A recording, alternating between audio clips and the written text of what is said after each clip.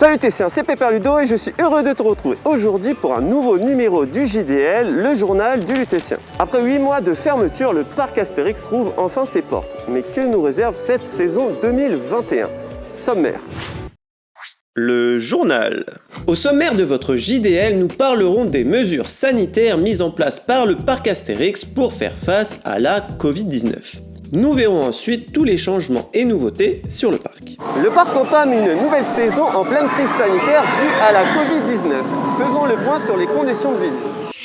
Pour cette réouverture en pleine crise sanitaire, le parc Astérix a globalement renouvelé les mesures sanitaires de la saison passée. La réservation est pour le moment obligatoire afin de pouvoir limiter le nombre de visiteurs sur le parc. Pour réserver, il suffit de se rendre sur le site officiel du parc afin de choisir une date de visite. Une fois sur le parc, le port du masque est obligatoire à partir de 11 ans.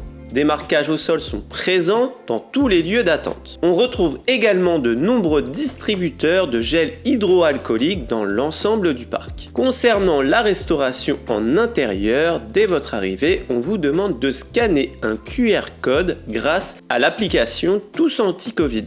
Pour les personnes ne possédant pas l'application, il vous suffit tout simplement de donner vos coordonnées. La désinfection des mains est d'ailleurs obligatoire.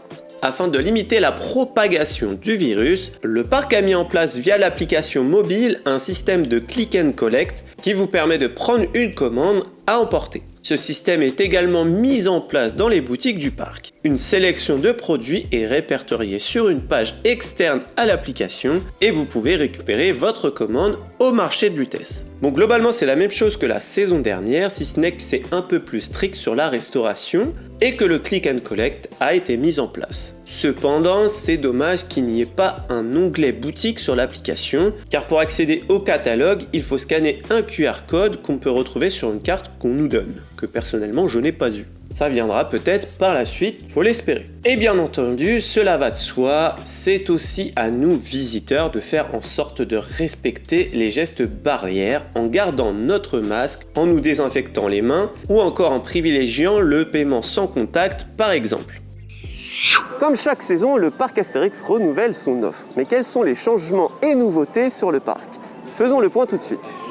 Comme chaque saison, le parc Astérix évolue et propose des changements et nouveautés sur le parc. Pour commencer, le site internet du parc a été refait afin de permettre une meilleure expérience et ce même avant votre visite sur le parc. Ça bouge aussi du côté de la direction, car Delphine Ponce, qui était membre du comité exécutif de la Compagnie des Alpes, a été nommée directrice générale du parc. Elle remplace donc Nicolas Kremer, qui était à la tête du parc depuis 2016. Coup de tonnerre au niveau du théâtre de Poséidon, car les habitants ont été déplacés dans différents endroits, notamment en Espagne ou en Suède. Fini le spectacle de dauphins et otaries au parc Astérix. L'avenir de ce lieu reste encore incertain. Je t'avais déjà fait une vidéo sur ce sujet, donc je t'invite à aller la regarder. L'autre grand changement se trouve au niveau de la zone romaine du parc, puisque le Défi de César propose maintenant que sa dernière salle, le Simulatum. Fini les différentes salles qui vous plongent dans l'ambiance, on vous embarque maintenant uniquement dans la galère romaine. Le parc semble vouloir proposer une nouvelle expérience à ses visiteurs. En réalité, l'attraction est malheureusement dans un sale état, et d'ailleurs même la partie actuelle proposée n'est pas au meilleur de sa forme. Et le fait de ne pas avoir les autres salles fait que les personnes découvrant l'attraction comprennent strictement rien à l'histoire. C'est bien dommage. Je t'ai fait une vidéo également sur ce sujet. L'année dernière, le parc avait expérimenté un système de file d'attente virtuel, le Philotomatix. Ce système gratuit permettait de réserver un horaire de passage pour pouvoir accéder à une attraction. Sans ça, vous ne pouviez pas faire l'attraction. Dorénavant, fini les réservations car ce système devient payant. Il vient remplacer l'ancien coupe-file, le Pass Rapidus. Vous pouvez donc maintenant refaire une file d'attente sans réserver. Pour les plus impatients, il y a 4 gammes de Philotomatix: l'argent, l'or, l'illimité ou encore l'unité. Le premier vous permet d'accéder à 10 attractions définies en divisant par 2 la file d'attente. Le second vous permet d'accéder à ces mêmes attractions sans file d'attente. Le troisième vous permet d'accéder à ces 10 attractions sans file d'attente, mais autant de fois que vous le voulez, contrairement aux 2 précédents. Enfin, le dernier vous permet d'accéder à une attraction sans attendre parmi les 10 proposées. Personnellement, je suis contre ce système car ça augmente la file d'attente normale, mais c'est un autre débat. Une bonne chose avec l'arrivée de ce pass, c'est la disparition de Discobélix dans les attractions accessibles avec ce coupe-fil. Déjà que le débit est catastrophique, si en plus on rajoute des coupe-fils, la file d'attente n'avançait plus. D'ailleurs, tous ces tarifs en plus du billet d'entrée, je trouve que ça crée des confusions. La preuve en est que le jour d'ouverture du parc à Discobélix, on devait passer grâce à un accès facilité de passage et on nous a demandé de payer un fil automatique. Si déjà un employé s'y perd, alors imagine un visiteur lambda. Bonne nouvelle, l'été gaulois sera de retour cette saison. On peut voir sur le site internet du parc que ce dernier fermera ses portes à 22 h du 14 juillet au 27 août. On ne sait pas s'il y aura des festivités, mais déjà c'est super de se dire qu'on pourra refouler les allées du parc en soirée. Pour finir, le parc a rajouté quelques bricoles ici et là. Le stand photo de la National 7 a été remplacé par une boutique. Fini de se faire flasher par le gendarme, maintenant il n'y a plus rien. Il faut croire que les photos ne se vendaient pas. On peut remarquer aussi quelques coups de propre un peu partout dans le parc, notamment la sortie de l'ex-Transdémonium qui a été embellie.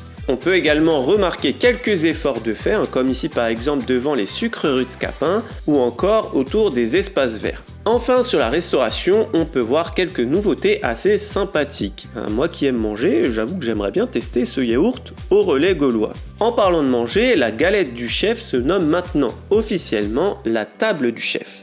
Pour conclure, ça fait plaisir de retourner sur le parc. Globalement, les mesures sanitaires sont bien appliquées. On a été accueillis le jour de la réouverture par une aide d'honneur. Bon, ça fait penser à ce que fait Disney, mais on peut saluer l'initiative quand même. Bon, moi personnellement, j'ai trouvé ça assez gênant. Concernant le parc, je suis partagé.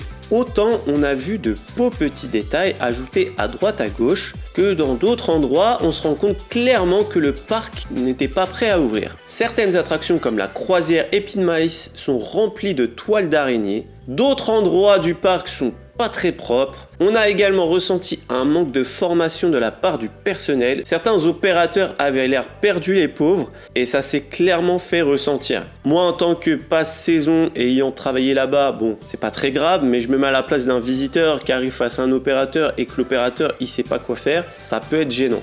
On a eu le droit également à de nombreuses pannes, dont une de 30 minutes au tonnerre de Zeus. On aurait préféré qu'on nous dise repartez et vous revenez plus tard. Et non, au final, on nous a fait poireauter. Heureusement que les opérateurs sur place étaient plutôt cool. Ça a allégé notre énervement. Au niveau de la restauration, on a également rencontré pas mal de soucis, notamment pour faire appliquer les réductions des passes saison ou encore certains produits n'étaient même pas paramétrés dans la caisse. Mais cependant, je souhaite applaudir la joie de vivre de l'équipe du Café Audal. Malgré une longue attente pour régler les soucis, on a passé un agréable moment grâce à l'opératrice et sa manager. Je pense que le parc aurait dû attendre quelques jours avant d'ouvrir, afin d'être au top le jour J. J'y suis retourné quelques jours après et c'était pas encore trop ça. Malgré tout ça, j'ai passé un agréable moment avec les membres des Irréductibles Gaulois du parc Astérix. Le parc n'était pas trop surchargé grâce à la jauge, donc ça compense. Puis en même temps, quand t'as le pass saison, t'es un peu moins à vouloir rentabiliser ta journée que si tu payes le plein tarif pour une journée. Voilà, ce JDL se termine. J'espère qu'il t'aura plu. Dis-moi ça dans les commentaires et dis-moi également quelle nouveauté te hype le plus au parc Astérix.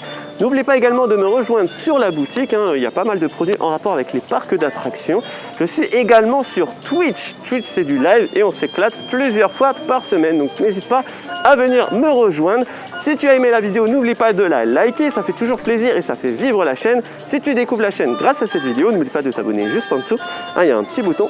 Ici, on parle des parcs d'attractions et tout ce qui est lié au divertissement toutes les semaines. Sur ce, il ne me reste plus qu'à te faire des bisous. Et bim!